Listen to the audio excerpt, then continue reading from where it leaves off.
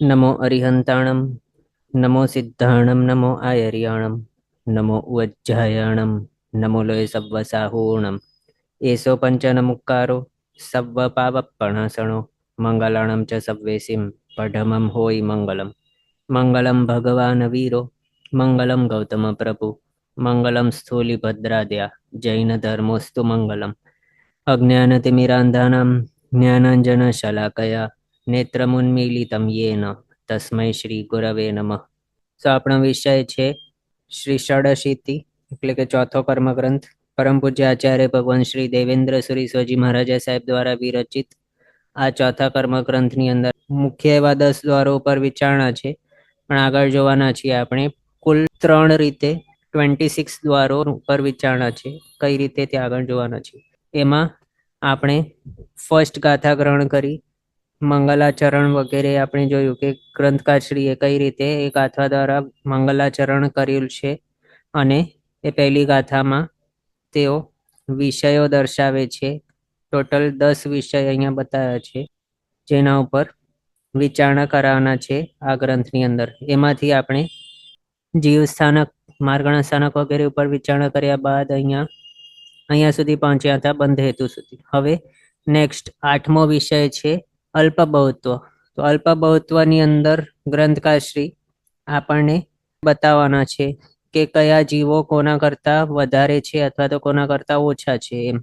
એટલે 14 જીવ સ્થાનક તેઓ અહીંયા દર્શાવવાના છે, અને એ 14 જીવ સ્થાનકની અંદર વાળા જે જીવો હોય એ કયા જીવો કોના કરતા કેટલા વધારે કે કેટલા ઓછા, એમનો અલ્પબહુત્વ. પછી 62 માર્ગણાઓ, મૂળ એવા માર્ગણાઓ, એમની અંદર અલ્પબહુત્વ પરસ્પર બતાડશે. એક જ માર્ગણાવાળા જે જીવ હોય એની અંદર. પછી 14 ગુણસ્થાનકોમાં કોણ કોનાથી કયા ગુણસ્થાનકવાળા જીવ કયા ગુણસ્થાનકવાળાથી કેટલા વધારે કેટલા ઓછા વગેરે.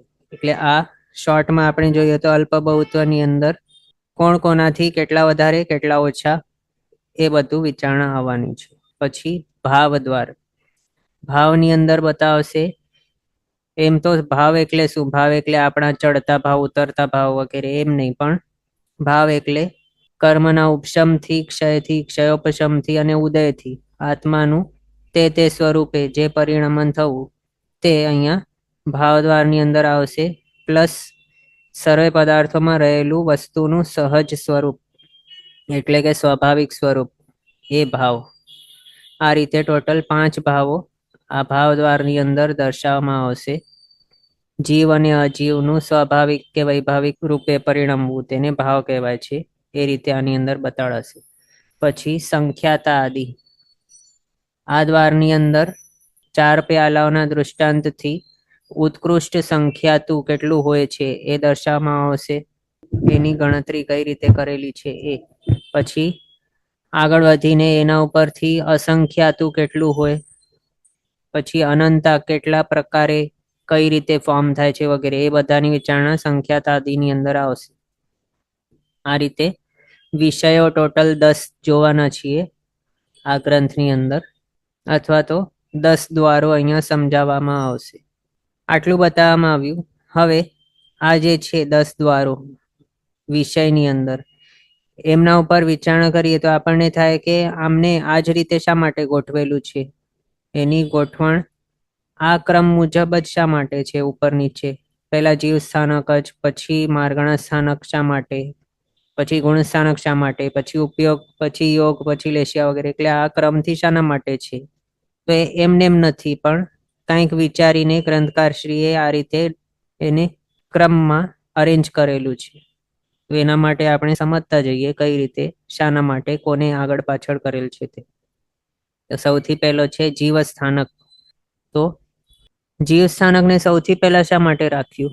કારણ કંઈ પણ વિચારણા કરવી હોય આપણને કોઈ પણ દ્વારની ઉપર, તો જીવ કોણ છે, કેવા હોય જીવ, કેટલા પ્રકારના હોય, એ જો સમજમાં હોય જ નહીં તો આગળ જે દ્વારો છે બધાની અંદર જીવને વિશે જ વિચારણા છે. જો જીવ જ નહીં હોય તો પછી આ બધા દ્વારોને કઈ મતલબ જ નથી, એનું કઈ રીઝન જ નહીં હોય. એટલે ફર્સ્ટ સૌથી પહેલા જીવ સ્થાનક એ દ્વાર આવે સૌથી પહેલા. જે પણ માર્ગણા આદિ બધા વિષયો છે જેમની વિચારણાઓ કરવાની છે, એ જીવ વિના થઈ જ નહીં શકે. એના હિસાબે જીવ સ્થાનક એ દ્વાર સૌથી પહેલા આપ્યું. પછી બીજો છે માર્ગણા સ્થાનક. તો અહીંયા જીવ સ્થાનક દર્શાવી દીધા, એટલે જીવ કેવા હોય એ બતાવ્યા. પછી એ જે પણ 14 જીવ સ્થાનકની અંદર જે જીવો રહેલા હોય એ કેન્દ્રીય આદિ જીવો, એ બધા જ જીવોનું વિસ્તારથી વર્ણન જો કરવું હોય તો એમને ગતિ આદિ જે 14 માર્ગણા ને ઉત્તર માર્ગણાઓ છે એમની અંદર બાયફર્કેટ કરવામાં આવવાના હોય. તો એ બાયફર્કેટ કરવા માટે માર્ગણાઓ બતાવવામાં આવે તો જ થઈ શકે બાયફર્કેટ. એટલે જીવોને વિશે હજી આગળ ડિટેલમાં વિચારણા કરવી હોય સૂક્ષ્મ દૃષ્ટિથી તો પછી માર્ગણા સ્થાનક બતાવવામાં આવવા જરૂરી છે. ગતિ, ઇન્દ્રિય વગેરે જે માર્ગણાઓ છે એ બધા. પછી ગુણસ્થાનક ત્રીજો. હવે એ જે ગતિ આદિ માર્ગણાની અંદર જે પણ સંસારી જીવો છે એ બધા કોઈના કોઈ ગુણસ્થાનક ઉપર રહેલા જ હોય અને એમાં આત્માના અમુક અમુક પ્રમાણમાં અમુક અમુક ગુણો પ્રગટેલા હોય છે. જો જ્ઞાન આદિ અમુક અંશે પણ ઉગાડ્યો નહીં હોય તો પછી એ જીવ જ નહીં કહેવાય. એટલે જે પણ જીવો છે સંસારી જીવો એ બધાને કોઈના કોઈ ગુણસ્થાનક તો હોય જ છે. અને એના હિસાબે માર્ગણા સ્થાનક બતાવ્યા બાદ અહીંયા ગુણસ્થાનક દર્શાવ્યું છે દ્વાર. એ ગુણસ્થાનક આવી ગયો. પછી હવે જે પણ ગુણસ્થાનકો ઉપર કોઈ પણ જીવ રહેલા હોય એ જો જીવ હોય તો જ એને ગુણસ્થાનક હોઈ શકે. અને જીવનો લક્ષણ છે ઉપયોગ. ઉપયોગ વગરનું કોઈ પણ દ્રવ્ય હોય તો એ જીવ જ નહીં હોય. અજીવોને ઉપયોગ હોતો જ નથી. અને કોઈ પણ ગુણસ્થાનક એ કોણ હોઈ શકે? માત્ર જીવ જ હોઈ શકે. અજીવોને માટે કોઈ ગુણસ્થાનક હોતા જ નથી. એટલે ગુણસ્થાનક દર્શાવ્યા બાદ ઉપયોગ દ્વાર બતાવ્યું. એટલે એના હિસાબે આ ગુણસ્થાનક પછી ઉપયોગ દ્વાર આવ્યું. એના બાદ યોગ દ્વાર બતાવ્યું. તો જે પણ ઉપયોગ વાળો જીવ છે એ જો યોગ હોય તો જ કર્મ બંધ કરી શકે છે. એટલે જે પણ ઉપયોગ લક્ષણ વાળો દ્રવ્ય છે એટલે કે જે જીવ છે એમને જો યોગ ચાલુ હોય, મનનો કે વચનનો કે કાયાનો કોઈ પણ યોગ જો ચાલુ હોય તો જ પછી એનો કર્મ બંધ થતું હોઈ શકે. યોગ વગર કોઈ પણ જીવ કર્મ નહીં બાંધી શકે. અયોગી કેવલી ભગવંત હોય, શૈલેષીકરણ કરીને તેઓ અયોગી અવસ્થાને પ્રાપ્ત કરી લીધા હોય પછી એમને કર્મ બંધ હોતું જ નથી. અબંધક દશામાં હોય છે તેઓ. એટલે આ જે છે યોગ એ જાણવું જરૂરી છે. જો એ ઉપયોગ લક્ષણ વાળા જીવને યોગ હોય તો જ એ કર્મ બાંધી શકતો એમ સમજવાનું. જો એ યોગ નહીં હોય એને તો કર્મ બંધ નહીં થાય. એક્ઝામ્પલ માટે અયોગી કેવલી ભગવંત ને સિદ્ધ ભગવંતો એમનું કર્મ બંધ ક્યારે થતું હોતું જ નથી. એટલે યોગ દ્વારા આવ્યું. નેક્સ્ટ એના પછી લેશ્યા દ્વાર. તો જ્યારે કોઈ જીવ ને યોગ હોય છે ત્યારે તો એ કર્મ બંધ કરતો હોય છે, પણ એ જે કર્મ છે એની અંદર કર્મ બંધ 4 પ્રકારે થતું હોય. જ્યારે કોઈ પણ કર્મ બાંધાય ત્યારે એના પ્રકૃતિ, સ્થિતિ, રસ અને પ્રદેશ એ 4 વસ્તુઓ નક્કી થાય છે. તો એનામાંથી જો કશાય ઉદયથી જનિત એવી લેશિયા હોય જીવને, એની સાથે જો યોગ હોય ત્યારે એ કર્મની અંદર રસ બંધ થતું હોય છે અને સ્થિતિ એનું બંધાય છે. પણ જો કશાય ઉદયથી જનિત એવી લેશિયાથી રહિત હોય જીવ તો પછી એ જે કર્મ બાંધી રહ્યો હોય યોગ દ્વારા અથવા તો એના યોગથી જે કર્મ બંધાઈ રહ્યા હોય એની અંદર રસ નહીં હોય અને સ્થિતિ પણ નહીં બંધાતી હોય. માત્ર એના પ્રદેશ જ બંધાતા હોય ને પ્રકૃતિ બંધાતી હોય બસ એમ. એટલે યોગ બતાડ્યા બાદ લેશ્યા બતાડી. અને એમાં પણ આપણે આગળ જોઈ ગયા છે કે 11મો પછી 12મો 13મો આ જે 3 ગુણસ્થાનકો છે ત્યાં જીવ છે તે માત્ર શાતાવેદનીય કર્મનો બંધ કરતો હોય છે. અને એ બંધની અંદર રસ અને સ્થિતિ બંધ નથી થતું હોતું, માત્ર પ્રદેશ બંધ અને પ્રકૃતિ બંધ થાય છે. અને ત્યાં કશાયનો ઉદય હોતો જ નથી. ઉપશાંત મોહ 11th ગુણસ્થાનક છે. કોઈ પણ મોહનીય કર્મનો ઉદય હોતો જ નથી. કશાય કેવા છે? મોહનીય કર્મ છે એમ. એટલે એના હિસાબે કેવું 11મા ગુણસ્થાનકેથી રસબંધ, સ્થિતિબંધ નથી હોતું એમ. કારણ ત્યાં કશાયોદયથી જનિત એવી લેશ્યા નથી. પણ યોગ હોય છે ત્યાં. તો એને આપણે અલગ અલગ સમજી શકીએ એના માટે લેશિયા પણ બતાડી, યોગના પછી બતાડી. પછી નેક્સ્ટ બંધ. તો એ લેશિયાવાળો જીવ એ જ માત્ર પ્રકૃતિ, સ્થિતિ, રસ ને પ્રદેશ વાળા એવા કર્મનો બંધ કરી શકતો હોય છે. અને એના માટે અહીંયા બંધ દ્વાર પછી બતાવ્યું. લેશિયા વગરનો કોઈ પણ જીવ એ કોઈ પણ કર્મનો બંધ કરી શકતો નથી. લેશિયા ક્યાં સુધી હોય છે? કષાયોદયથી જનિત લેશિયા એ તો હોય છે 10મા ગુણસ્થાનક સુધી. એના બાદ જે શુક્લ લેશિયા હોય છે એ 13મા ગુણસ્થાનક સુધી હોય છે. અને 14મા ગુણસ્થાનકે તો અલેશી હોય છે જીવ. એમ એટલે કષાયોદયથી જનિત એવી લેશિયા 10મા ગુણસ્થાનક સુધી જે હોય એ આત્માને કર્મ કેવા બંધાવી આપે? તો પ્રકૃતિ, સ્થિતિ, રસ અને પ્રદેશ વાળા. પછી 11માંથી 13મા ગુણસ્થાનકે કષાયોદયથી જનિત એવી લેશિયા નથી હોતી, પણ શુક્લ લેશિયા માત્ર હોય છે, કષાયના ઉદય વગરની. તો એવી જે છે લેશિયા એ માત્ર પ્રકૃતિ અને સ્થિતિના બંધ કરી આપી શકે, પણ સ્થિતિ અને રસ બંધ નહીં થાય. એના બાદ 14મા ગુણસ્થાનકે કોઈ પણ લેશિયા આવતી જ નથી અને કોઈ પણ યોગ પણ નથી હોતો. તો હવે એવા ટાઈમે કોઈ પણ કર્મ બંધાતું એ નથી. એમ એના હિસાબે અહીંયા લેશિયા બતાડ્યા બાદ બંધ બતાવ્યું. પછી કોઈ પણ જીવ જ્યારે કર્મનો બંધ કરે આત્માની સાથે ક્ષીર નીરની જેમ એકમેક કરીને રાખે એ કર્મને, તો પછી આગળ જઈને એ કર્મનો ઉદય પણ આવશે. એ કર્મ પોતાનું ફળ પણ બતાડશે, વિપાક બતાડશે. એના માટે બંધ પછી ઉદય દ્વાર બતાડ્યું. હવે જે કર્મનો ઉદય થતું હોય એની સાથે ઉદીર્ણા પણ થતી હોય કમ્પલસરી. અમુક એવા સિચ્યુએશન છોડીને બાકી નોર્મલી બધા જ કર્મના જે પણ ઉદયમાં હોય બધાની ઉદીર્ણા તો હોય જ છે સાથે. એના હિસાબે ઉદય પછી ઉદીર્ણા બતાવ્યું. હવે જે કર્મનું ઉદય કે ઉદીર્ણા હોય એ જો સત્તાની અંદર રહેલું હોય તો જ પછી એની ઉદય કે ઉદીર્ણા થઈ શકતી હોય. એના માટે એના બાદ સત્તા દ્વાર બતાવ્યું અને એના બાદ બંધ હેતુ બતાવ્યું. કર્મ બંધ જે કર્યું છે આત્માએ એ બંધ કયા કારણસર થયું છે? મિથ્યાત્વ, અવીરતિ, કષાય, યોગ, એ 4 કારણો બતાવે છે ને બંધના. તો એના પછી એના માટે બતાવ્યું. કર્મ બંધ આદિનું કારણ મિથ્યાત્વ આદિ છે. એના હિસાબે બંધ, ઉદય, ઉદીર્ણ, સત્તા આખો સેટ બતાડ્યા બાદ બંધ હેતુ બતાડશે. એના પછી આટલા જીવ સ્થાનકો વગેરે ઉપર વિચાર કરી એના બાદ હવે કર્મ બંધ આદિ જે પણ કરતા હોય જીવો એ બધાના જે માર્ગણાઓમાં રહેલા હોય તેઓ તે માર્ગણા સ્થાનની અપેક્ષાએ તેઓ પરસ્પર ઓછા વધતા પ્રમાણમાં હોતા હોય છે. ફોર એક્ઝામ્પલ, તિર્યંજ ગતિવાળા જીવ છે એ સૌથી વધારે હોય છે, અનંતા હોય છે, અને મનુષ્ય ગતિવાળા સૌથી ઓછા. આ રીતે આપણે એટલે કોઈ પણ માર્ગણાની અંદર જે પણ જીવ કર્મ બંધ આદિ કરે તો જ પછી એ સંસારની અંદર ફરતો હોય.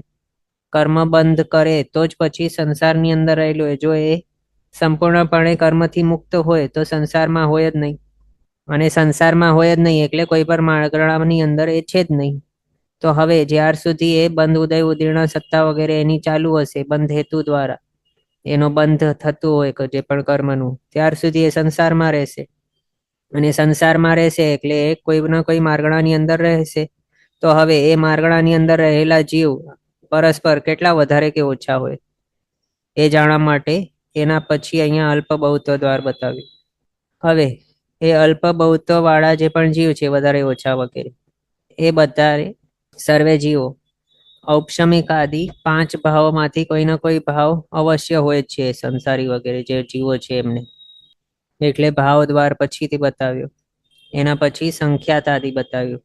સંખ્યાત આદિ જે છે એની અંદર સંખ્યાતું કેટલું પ્રમાણનું હોય, અસંખ્યાતું કેટલું પ્રમાણ હોય એ બધું બતાડવામાં આવે છે. તો જે 5 ભાવો વાળા અલગ અલગ એવા જે જીવો છે એ બધા કેટલા પ્રમાણમાં હોય એ જાણવું હોય તો એ પ્રમાણનું માપ કેટલું એ જણાવવા માટે આ સંખ્યાત આદિ બતાવવું હોય. ફોર એક્ઝામ્પલ, સિદ્ધના જીવો અમુક અનંતતા હોય, એ જણાવવા માટે એ અમુક અનંત કેટલું હોય એ જાણવું પડે.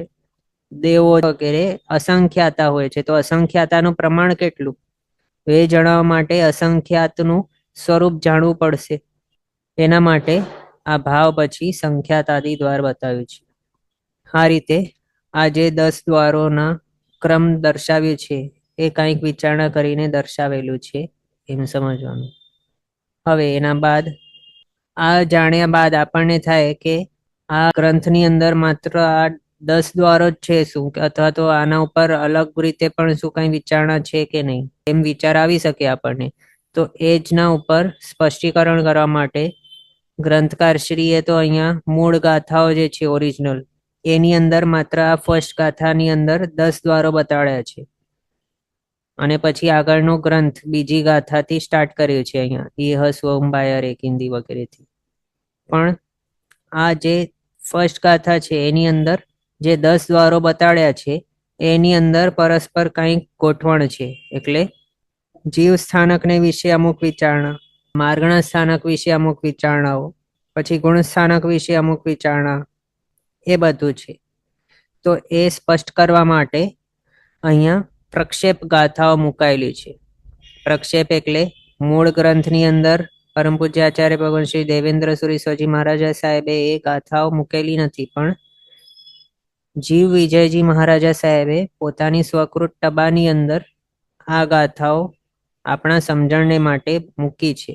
એ ગાથાઓને અહીંયા એડ કરવામાં આવેલ છે. અને ઓરિજિનલ નહીં હોય ગ્રંથમાં પણ બહારથી એડ કરવામાં આવે એને પ્રક્ષેપ કહેવાય છે. પ્રક્ષેપેલી ગાથા. પ્રક્ષેપનું મિનિંગ થાય નાખેલું બહારથી કે અલગથી એમ. એટલે આ 3 પ્રક્ષેપ ગાથાઓ છે. તો એ ગાથાઓ આપણે ગ્રહણ કરશું તો આપણને સમજમાં આવશે કે આ માત્ર વિષયની અંદર આ 10 દ્વાર નથી, પણ ટોટલ 26 દ્વારો થાય છે. એ કઈ રીતે તે આ ગાથાઓ આપણે ગ્રહણ કરીને સમજશું. તો એના માટે ગાથાઓ ગ્રહણ કરીએ, હાથ જોડીને ગ્રહણ કરશો. નમીય જીણમ વત્તવ્વા 14 જીય ઠાણ એસુ ગુણઠાણા જોગુવોગલેસા બંધોદ ઓદીરણા સત્તા. આ ગાથાની અંદર ગ્રંથકાર શ્રીએ અહીંયા આપણને બતાવ્યું છે નમીય જીણમ વત્તવ્વા. નમીય એટલે કે નમસ્કાર કરીને, જીણમ એટલે કે જીનેશ્વર ભગવંતને, વત્તવ્વા એટલે કે કહેવાના છે. પછી 14 જીય ઠાણ એસુ. 14 જીય ઠાણ એસુ એટલે 14 જીવ સ્થાનકોને વિશે. તો અહીંયા મૂળ એક ટોપિક બતાવ્યું કે જેના વિશે અલગ અલગ એવા દ્વારોની અંદર વિચારણા કરવામાં આવશે. મૂળ ટોપિક કોણ છે, કોના વિશે વિચારણા કરવામાં આવશે? તો 14 જીવ સ્થાનકોને વિશે વિચારણા કરવામાં આવશે. અને એ વિચારણા અલગ અલગ એવા દ્વારોથી થશે. અને એ દ્વારો કયા છે તો અહીંયા બતાવે છે. ગુણઠાણા એટલે ગુણ સ્થાનકો, 14 ગુણ સ્થાનકો જે છે તે. પછી જોગ ઉવઓગ લેસા, જોગ એટલે કે યોગ. પછી ઉપયોગ દ્વાર, પછી લેસ્યા એટલે 14 જીવ સ્થાનક જે છે એમાં એ 14 જીવ સ્થાનક વાળા જે જીવ છે એમને કયા જીવ સ્થાનકને કયા ગુણ સ્થાનક હોય, પછી કયા જીવ સ્થાનકને કયા યોગ હોય, કયા જીવ સ્થાનકને કયા ઉપયોગ હોય, કયા જીવ સ્થાનકને કઈ કઈ લેસ્યા હોય. પછી બંધ ઉદવ ઉદીર્ણ સત્તા. બંધ એટલે કે બંધ, ઉદ એટલે કે ઉદય, ઉદીર્ણ એટલે ઉદીર્ણ અને સત્તા એટલે સત્તા. તો લેસ્યા વિશે વિચારણા કરીએ એટલે 14 જીવ સ્થાનકોની અંદર જે જીવો છે એમને કેટલા કર્મનો બંધ હોય, 14 જીવ સ્થાનકને અલગ અલગ જોઈએ તો. પછી એમને ઉદય કેટલા કર્મનો હોય, ઉદીર્ણ કેટલા કર્મની, સત્તા કેટલા કર્મની, એ વિચારણા કરવામાં આવશે આ ગ્રંથની અંદર. ફર્સ્ટ પાર્ટ જે છે આ ગ્રંથનો એમાં. પછી નેક્સ્ટ પાર્ટ માટે આપણે એટલે આગળના વિષયને આપણે જોઈએ તો નેક્સ્ટ ગાથા ગ્રહણ કરવાની રહેશે. તો આપણે ગાથા ગ્રહણ કરીએ, હાથ જોડીને ગ્રહણ કરશું. તહ મૂલ 14 મગણ ઠાણેસુ 62 ઉત્તરેસુમ ચ જીય ગુણ જોગુ વોગા લેસપ્પ બહુંચ છઠ્ઠાણા. આ ગાથાની અંદર અહીંયા બતાવે છે તહ એટલે કે તેમજ તથા મૂળ 14 મગણ ઠાણેસુ એટલે મૂળ એવા 14 માર્ગણા જે સ્થાનકો જે છે એમના વિશે ચ એટલે અને 62 ઉત્તરેસુમ ચ અને 62 એવા ઉત્તર માર્ગણાઓ. 14 મૂળ માર્ગણાઓ આપણે જોયેલી છે. ગઈ ઇન્દ્રિય કાય જો એવે કસાય નાણે સંજમ દંસલેસા ભવ સમ્ય સન્નિહાર. એ જે 14 મૂળ માર્ગણાઓ છે એ અને એમના 62 ઉત્તર માર્ગણાઓ એમના વિશે અહીંયા અલગ અલગ એવા દ્વારોની અંદર વિચારણા કરવામાં આવશે. કયા કયા? તો જીય એટલે કે જીવ સ્થાનક, ગુણ એટલે કે ગુણ સ્થાનક, જોગ ઉપયોગ, જોગ એટલે કે યોગ, ઉપયોગ એટલે કે ઉપયોગ, પછી લેસ એટલે કે લેસ્યા, અપબહુમ એટલે કે અલ્પ બહુત્વ. આ 6 સ્થાનકો, 6 સ્થાનકો એટલે અહીંયા જે 6 વસ્તુ બતાવી અથવા તો 6 દ્વાર બતાવ્યા એ ટોટલ 6 દ્વારોની અંદર આ 14 મૂળ માર્ગણાઓ અને 62 ઉત્તર માર્ગણા વાળા જે છે એમની વિચારણા કરવામાં આવશે. એમ એટલે અમુક માર્ગણા વાળા જીવ એની જીવ સ્થાનક કયા કયા હોય, પછી એમને ગુણ સ્થાનક કયા કયા હોય, એમને યોગ કયા હોય, એમને ઉપયોગ કયા હોય, એ માર્ગણા વાળા જીવને લેશિયા કઈ કઈ હોય, એ માર્ગણા વાળાને પરસ્પર અલ્પ બહુત્વ કેટલું હોય, એ જે 6 એવા દ્વાર છે એમના ઉપર વિચારણા થશે. 14 મૂળ માર્ગણા સ્થાનકો અને 62 એવા ઉત્તર માર્ગણાઓ એમના વિચારણા થશે. પછી નેક્સ્ટ ગાથા, આ ત્રીજી પ્રક્ષેપ ગાથા છે. એની અંદર આગળના હજી દ્વારો બતાવવામાં આવે છે. હાથ જોડીને ગ્રહણ કરીએ.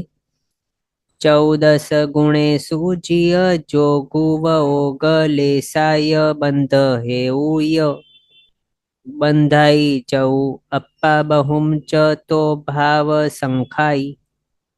આ ગાથાની અંદર ગ્રંથકાર શ્રી આપણને બતાડે છે કે 14 ગુણ સ્થાનકો વિશે વિચારણા થશે અહીંયા. એમની અંદર એ અમુક ગુણ સ્થાનકે જીવ ભેદ કયા કયા હોઈ શકે, પછી 14 ગુણ સ્થાનકોમાં દરેક ગુણ સ્થાનકે આપણે જોઈશું કે એ અમુક ગુણ સ્થાનકે જોગ એટલે કે યોગ કયા યોગ હોઈ શકે, એ ગુણ સ્થાનકને વિશે ઉપયોગ એટલે કે ઉપયોગ, એમના વિશે ઉપયોગ, પછી લેસા એટલે લેશિયા, 14 ગુણ સ્થાનક વિશે લેશિયાની વિચારણા, દરેકે દરેક ગુણ સ્થાનકે કઈ કઈ હોઈ શકે તે, પછી બંધ હેવું એટલે કે બંધ હેતુ, કર્મ બંધના કારણ કયા ગુણ સ્થાનકે કયા કેટલા કારણ હોય કર્મ બંધના એ, પછી ગુણ સ્થાનકને વિશે બંધાઈ ચૌ એટલે બંધ આદિ 4, બંધાદિ 4 એટલે કયા? તો બંધ ઉદય ઉદીર્ણ સત્તા. તો કયા ગુણ સ્થાનકે કેટલા કર્મના બંધ હોય, કેટલા કર્મના ઉદય હોય, ઉદીર્ણ અને સત્તા કયાની હોય. અહીંયા જે બંધ ઉદય ઉદીર્ણ સત્તા કહેવામાં આવશે કર્મના, એ બધા મૂળ કર્મના વિશે વિચારણા છે. એટલે મૂળ 8 કર્મ છે એના ઉપર વિચારણા થશે, પણ ઉત્તર ભેદ 158 છે એનામાંથી કેટલા બંધ વગેરે એ નહીં. એમ તો કયા ગુણ સ્થાનકે બંધ ઉદય ઉદીર્ણ સત્તા કેટલી હોય એ વિચારણા બંધાઈ ચૌ દ્વારા. પછી અપ્પા બહુમ ચો, અપ્પા બહુ એટલે કે અલ્પ બહુત્વ, કયા ગુણ સ્થાનક વાળા જીવનો સંખ્યા કયા ગુણ સ્થાનક વાળાથી વધારે કે ઓછી કેટલી હોય વગેરે એ વિચારણા થશે. એના બાદ તો એટલે કે તે પછી, ભાવ એટલે કે ભાવ દ્વાર, એમના ઉપર વિચારણા થશે. એટલે 5 ભાવની વિચારણા અહીંયા થશે. ગુણસ્થાનક વિશે ભાવ એમ નહીં સમજવાનું, પણ ગુણસ્થાનક વિશે અલ્પ બહુત્વ સુધી, અહીંયા યોગથી અલ્પ બહુત્વ સુધી જે છે 10 દ્વારો એના ઉપર વિચારણા થશે ગુણસ્થાનકોની.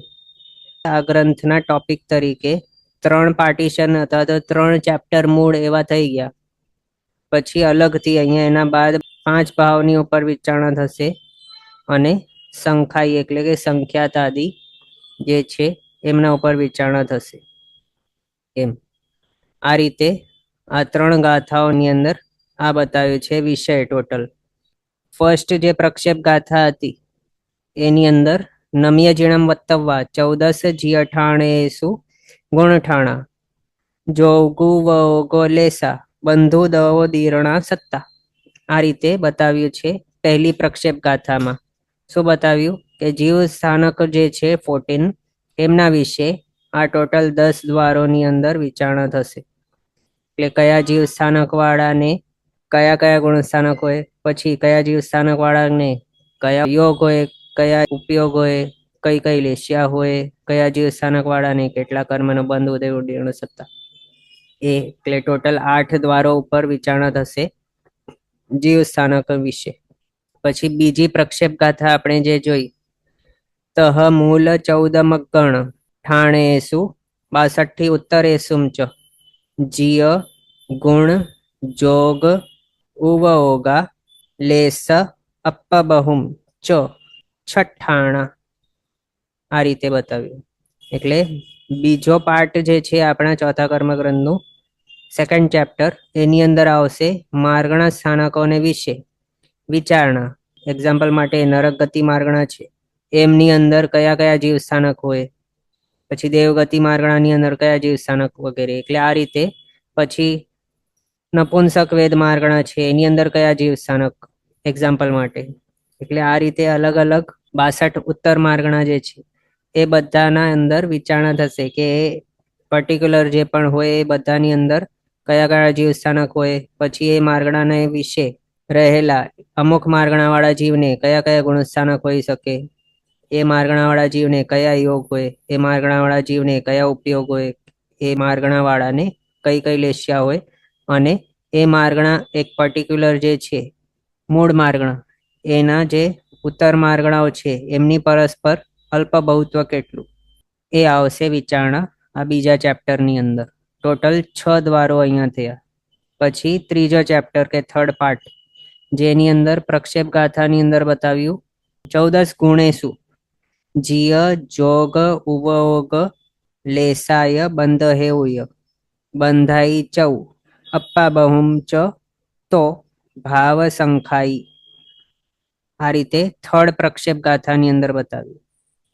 એની અંદર શું આપણે જાણી શકીએ કે ગુણ સ્થાનકને વિશે 14 ગુણ સ્થાનકો છે, એમના વિશે જીવ સ્થાનક કેટલા. એક્ઝામ્પલ માટે પહેલો મિથ્યાત્વ ગુણ સ્થાનક છે, એની અંદર કયા કયા જીવ સ્થાનક હોઈ શકે એ વિચારણા. પછી પાંચમા ગુણ સ્થાનકે કયા કયા જીવ સ્થાનક હોઈ શકે 14 જીવ સ્થાનકોમાંથી, એ વિચારણા. પછી એ જે ગુણ સ્થાનક છે એ બધાને વિશે કયા કયા યોગ હોય કયા ગુણ સ્થાનકે. પછી બધા જે ગુણ સ્થાનક છે બધાની અંદર કયા ગુણ સ્થાનકે કયા ઉપયોગ હોય, કયા ગુણ સ્થાનકે કઈ લેશિયા હોઈ શકે, બંધ હેતુ કયા કયા હોઈ શકે કયા ગુણ સ્થાનકે. પછી કયા ગુણ સ્થાનકે કેટલા કર્મનો બંધ, કેટલા કર્મનો ઉદય, કેટલાની ઉદીર્ણા, કેટલાની સત્તા. પછી એ ગુણ સ્થાનક વાળા જે જીવો એ બધા બીજા કોઈ ગુણ સ્થાનકથી કેટલા વધારે કે કેટલા ઓછા, એનું વિચારણા અલ્પ બહુત્વની અંદર થશે. એના બાદ 5 ભાવ દર્શાવવામાં આવશે અને એના બાદ સંખ્યાત આદિ સમજાવવામાં આવશે. આ રીતે અહીંયા આપણે જોઈ શકીએ 8 + 6 કેટલા થયા 14, +10 24, +2 26. એટલે ચોથા કર્મગ્રંથ જે આપણે ભણવાના છીએ એની અંદર ટોટલ 26 દ્વારો છે. આમ આપણે સમજ્યા. હવે વિષય આપણે જોયું અહીંયા. સૌથી પહેલા મંગલાચરણ જોયો, પછી વિષય જોયો. હવે સંબંધ જોઈએ. સંબંધ એટલે આ ગ્રંથની અંદર જે પણ પદાર્થો બતાવેલા છે એ પદાર્થો ક્યાંથી આવ્યા, એનો સંબંધ શું છે, એને સંબંધ કહેવાય. એટલે રિલેશન શું છે એનું. તો ગ્રંથકાર શ્રીએ ગાથાની અંદર અહીંયા બતાવ્યું નમ્ય જીણમ, એટલે જીનેશ્વર ભગવાનને નમસ્કાર કરીને હું આ વિષય કહીશ એ બતાવ્યું. અને એ પણ કિમવી, કાંઈક એનું સ્વરૂપ બતાવીશ. તો અહીંયા નમસ્કાર કરેલું છે જીનેશ્વર ભગવંતને. એના ઉપરથી આપણને એ સમજવાનું કે આ ગ્રંથનો ડાયરેક્ટ સંબંધ જીનેશ્વર ભગવંત સાથે છે. એટલે જીનેશ્વર ભગવંતે જે પણ પ્રરૂપણા કરેલી છે એના ઉપરથી જ જે પદાર્થો છે એ બધા લીધેલા છે. એના હિસાબે આનો ગુરુ પર્વક્રમ લક્ષણ સંબંધ કહેવાય. એટલે જીનેશ્વર ભગવંતે જે પણ જીનવાણી આપી છે એ આગળ પરંપરાએ દેવેન્દ્ર સુરીશ્વરજી મહારાજા સાહેબ સુધી પહોંચી અને પછી તેઓએ આગળ આપણા સુધી પહોંચાડી. એટલે આ રીતે ગુરુ પર્વક્રમ લક્ષણ સંબંધ ધરાવે છે આ ગ્રંથ. અને બીજું, આ ગ્રંથ એટલે કે એના મૂળ સૂત્રની ગાથાઓ અને વિવેચન એ વાચક છે. વાચક એટલે કંઈક બતાડનાર અથવા તો કંઈક દર્શાવનાર એવો. એટલે મૂળ સૂત્રની ગાથાઓ અને એનો વિવેચન એ શું છે? વાચક. પછી એ ઉપાય પણ છે. ઉપાય એટલે માર્ગ અથવા તો રસ્તો એ, અથવા તો સાધન એ. એટલે આ ગ્રંથ એ વાચક છે, ઉપાય છે અને સાધન પણ છે. અને એ ગ્રંથ દ્વારા પ્રાપ્ત થતું જે જ્ઞાન છે એ વાચ્ય છે, ઉપેય છે અને સાધ્ય છે. ઉપેય એટલે એ માર્ગ દ્વારા જ્યાં પહોંચવાનું છે અથવા તો ડેસ્ટિનેશન એ. સાધ્ય એટલે સાધન દ્વારા જે સાધવા યોગ્ય છે એ, એને સાધ્ય કહેવાય. તો એ સાધ્ય કે વાચ્ય કે ઉપેય શું છે? વાચ્ય એટલે વાચક દ્વારા જે દર્શાવવા યોગ્ય છે કે જે બતાડવા કે જણાવવા યોગ્ય છે એને વાચ્ય કહેવાય. તો આ ગ્રંથ વાચક છે અને એના દ્વારા પ્રાપ્ત થતું જ્ઞાન એ વાચ્ય છે. એ જ રીતે આ ગ્રંથ ઉપાય છે અને એનું જ્ઞાન ઉપેય છે. આ ગ્રંથ સાધન છે અને એના દ્વારા પ્રાપ્ત થતું જ્ઞાન સાધ્ય છે. એટલે આ રીતે વાચ્ય વાચક ભાવ કહો કે પછી ઉપેય ઉપાય ભાવ અને સાધ્ય સાધન ભાવ, એવા સંબંધ અહીંયા સમજવાનું આ ગ્રંથનો એમ. અને એમ જોઈએ તો એની અંદર જે પણ પદાર્થો લીધેલા છે આ ગ્રંથમાં, એ બધા જીનેશ્વર પરમાત્માને નમસ્કાર કર્યો છે તેઓએ સ્ટાર્ટિંગમાં જ મંગલાચરણ કરતા ટાઈમે. એના ઉપરથી એમના વાણીના અનુસારે છે એ વિષય જે પણ ગ્રહણ કરેલું છે એ બધું જીનેશ્વર ભગવંતના વાણીના હિસાબે જીનાજ્ઞાપૂર્વકનું જ છે, જીનવાણી મુજબનું છે. એના હિસાબે અહીંયા ગુરુ પર્વક્રમ સંબંધ છે આ ગ્રંથનું, એમ સમજવાનું. પછી પ્રયોજન શું છે, એટલે મોટિવ શું છે, આ ગ્રંથ શા માટે રચ્યું છે? તો ગાથાની અંદર કિમવી બતાવ્યું છે. કિમવી ઉચ્છમ એટલે કે કાંઈક બતાડીશ. તો જીનેશ્વર ભગવંતે કહ્યું છે કે અવસર પેઢીની અંદર કાળ કેવો હોય છે? તો ઉતરતો કાળ. ઉતરતો કાળ એટલે જે ભૂમિ હોય એના પણ રસકસ વગેરે ઉતરતા ઘટતા જાય છે. જીવોના બળ બુદ્ધિ એ બધું ઓછા થતા હોય. તો એવા જેમની બુદ્ધિ ઓછી ઓછી થતી હોય એવા ટાઈમની અંદર આપણે છીએ. એમાં પણ અવસર પેઢીનો 5મા આરાની અંદર આપણે છીએ. એટલે આપણી બુદ્ધિ આ કાળની અંદર જન્મેલા હોવાથી ઓછી છે.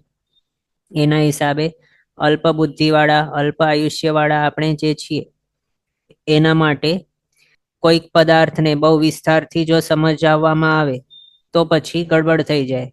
એમનો ઇન્ટરેસ્ટ ઓછું થઈ જાય. જે પદાર્થ છે એ બધા કંઈ સમજમાં પણ નહીં આવે અને કેટલાકને કંટાળો પણ આવી જાય.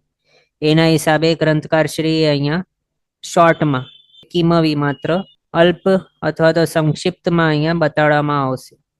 આમ તો ડિટેલમાં વિચારણા છે અલગ અલગ રીતે, એ જે આપણે જોયા વિષય અને એના 26 દ્વારો, એ રીતે તો ડિટેલમાં વિચારણા છે. તો પણ એ ડિટેલને પણ અહીંયા ગ્રંથકાર શ્રી કિમવી એટલે સંક્ષિપ્ત બતાવે છે.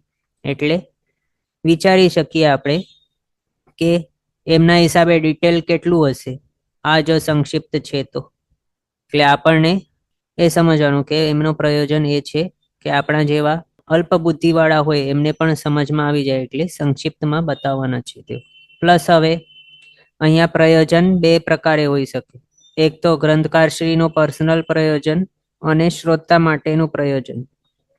એટલે ગ્રંથકારશ્રીનું પ્રયોજન અહીંયા એક તો એ છે કે જિજ્ઞાસુ હોય, જે જ્ઞાન પ્રાપ્તિને માટે ઈચ્છા ધરાવતા હોય, એમને સંક્ષેપથી જીવ સ્થાનક આદિ વિષયોનો બોધ કરાવવો, એ છે ગ્રંથકારશ્રીનો પ્રયોજન. એ પણ અનંતર પ્રયોજન એટલે કે તરત હમણાંનું જ જે પ્રયોજન છે તે. પ્લસ હવે પોતાને માટે ગ્રંથકારશ્રીનો પોતાને માટે પણ પ્રયોજન છે કે તેઓનો જ્ઞાનવર્ણીય કર્મનો તીવ્ર એવો ક્ષમ થઈ જાય.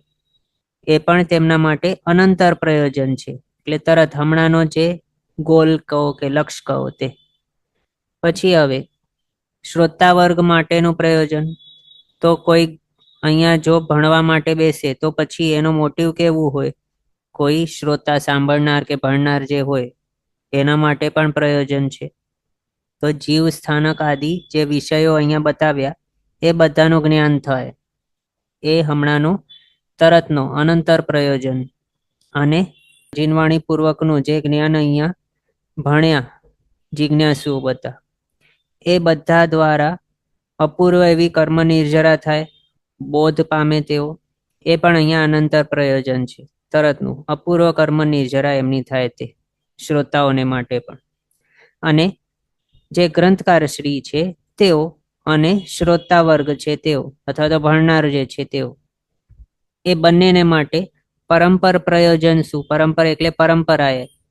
હમણાંનું તરતનું ફળ નહીં પણ આગળ પરભવમાં કહું એ રીતે, અથવા તો અંતિમ ફળ જે છે, અંતિમ એવો મોટિવ શું હોય? તો મોક્ષ પ્રાપ્તિ. બસ એ છે પ્રયોજન આ ગ્રંથનું. પછી હવે આ ગ્રંથ ભણવાને માટે અધિકારી કોણ છે? એલિજિબિલિટી કોની પાસે છે? તો જે પણ વ્યક્તિ જીવ સ્થાનક આદિ વિષયોને જાણવાની ઈચ્છા વાળો હોય અને જે વ્યક્તિની અંદર એ બધા પદાર્થોને સમજવા માટેની યોગ્યતા હોય, તે આ ગ્રંથને ભણવા માટે અધિકારી છે અથવા તો એલિજિબલ છે. આ રીતે સમજવાનું. આ રીતે આપણે મંગલાચરણ જોયો, વિષય જોયો, સંબંધ જોયો, પ્રયોજન જોયો, અધિકારી જોયો. કોઈ પણ ગ્રંથ સ્ટાર્ટ થતો હોય ભણવાને માટે અથવા તો રચના થતી હોય તો સૌથી પહેલા આ જે પદાર્થો છે તે જણાવવામાં આવતું હોય. પછી આગળ આપણા જે ગ્રંથ હોય એ ભણવા માટે પણ ઇન્ટરેસ્ટ આવે અને હજી વધારે સારી રીતે ભણવાનું સ્ટાર્ટ થઈ જાય. મંગલાચરણ કરવામાં આવે તો જ પછી એ જે કાર્ય છે આખું સફળતાપૂર્વક સંપૂર્ણ થાય. એ રીતે આમ મેન આ જે વસ્તુઓ છે, જે પદાર્થો છે આપણે જોયા. અનુબંધ ચતુષ્ટય એ બધા આપણું જોઈ લીધું. હવે આગળ જોઈએ આપણે નેક્સ્ટ ગાથા ગ્રહણ કરી લઈએ છીએ, પછી નેક્સ્ટ ક્લાસની અંદર એના વિશે વિચારણા કરશું. હાથ જોડીને ગ્રહણ કરશો. મૂળ જે ગ્રંથ છે એની બીજી ગાથા. આગળ આપણે 3 ગાથાઓ પ્રક્ષેપ ગાથા જોઈ, એ પણ બાયટ કરવાની છે. તો આખો જે પદાર્થ છે અથવા તો આનું વિષય જે છે, પાર્ટીશન કે ચેપ્ટર જે છે એ ધ્યાનમાં આવશે. એટલે પ્રક્ષેપ ગાથાઓ પણ આ રીતે જે ક્રમની અંદર આપણે લખી છે એ રીતે બાયટ કરવાની છે આપણે. હવે આ બીજી જે ગાથા છે મૂળ ગ્રંથની, એ ગ્રહણ કરીએ. હાથ જોડીને ગ્રહણ કરશો. ઇહ સુહુમ બાય રે ગિંદી બીતી ચૌ અસન્ની સન્ની પંચિંદી અપજ્જત્તા પજ્જત્તા કમેણ 14 જ્યઠ્ઠાણા. આની અંદર ગ્રંથકાર શ્રી ફર્સ્ટ ચેપ્ટર સ્ટાર્ટ કરે છે. ફર્સ્ટ ચેપ્ટર એટલે કયો? તો આ વાળો ચેપ્ટર સ્ટાર્ટ થાય છે. એના માટે સૌથી પહેલા જીવ સ્થાનક એટલે શું અને જીવ સ્થાનક કેટલા કયા હોય એ દર્શાવે છે આ ગાથા દ્વારા. તો એ જાણીએ આપણે. ઈહ એટલે કે અહીં, સુહુમ બાયર એગિંદી, અહીંયા આ સંધિ થયેલી છે બાયર અને પછી એગિંદીનો અહીંયા આ રે થઈ ગયું છે, એટલે અહીંયા વચમાં ડેશ કરી દેવાનું આપણને. તો ઈહ એટલે કે અહીં, સુહુમ એટલે કે સૂક્ષ્મ, બાયર એટલે કે બાદર, એગિંદી એટલે કેન્દ્રીય જીવ, પછી બી તી ચૌ અસન્ની સન્ની પંચિંદી, બી એટલે કે બેઇન્દ્રિય જીવ, તી એટલે કે તેઇન્દ્રિય જીવ, ચૌ એટલે કે ચૌરિન્દ્રિય જીવ, અસન્ની એટલે કે અસન્ની, પછી પંચિંદી એ પણ સાથે લેવાનું. તો અસન્ની પંચિંદી એટલે અસંગની પંચેન્દ્રિય જીવ, પછી સન્ની પંચિંદી એટલે સંગની પંચેન્દ્રિય જીવ. એ ટોટલ કેટલા બતાવ્યા? સુહુમ અને બાયર એગિંદી એટલે સૂક્ષ્મ અને બાદર એકેન્દ્રિય 2 થયા. પછી બેઇન્દ્રિય તેઇન્દ્રિય ચૌરિન્દ્રિય કેટલા થયા? 2 + 3 5. પછી અસંગની પંચેન્દ્રિય અને સંગની પંચેન્દ્રિય 5 + 2 7 થયા. હવે 7 જે બતાવ્યા એના માટે કહે છે અપજ્જતા પજ્જતા, એટલે આ 7 અપર્યાપ્તા અને એ જ 7 પર્યાપ્તા. એ રીતે ક્રમેણ અનુક્રમે 14 G98 14 જીવ સ્થાનકો થાય છે. આ રીતે જીવ સ્થાનક કયા છે, કઈ રીતે 14 થાય છે એ આ ગાથાની અંદર બતાવ્યું છે. અને હવે એમના વિશે વિચારણા આપણે નેક્સ્ટ ક્લાસની અંદર કન્ટિન્યુ કરશું અવસરે, કારણ આપણો સમય આજનો થઈ ગયો છે. જીનાજ્ઞા વિરુદ્ધ કંઈ પણ બોલાય તો મિચ્છામિ દુક્કડમ. સર્વમંગલ માંગલ્યમ સર્વકલ્યાણ કારણમ પ્રધાનમ સર્વધર્માણામ જૈનમ જયતિ શાસનમ. પ્રણામ બધા શાંતમાં રહેજો, જીનાજ્ઞા પૂર્વકનું જીવન જીવજો, સર્વવિધિ તરફ આગળ વધજો, માનવ ભવ સફળ કરજો.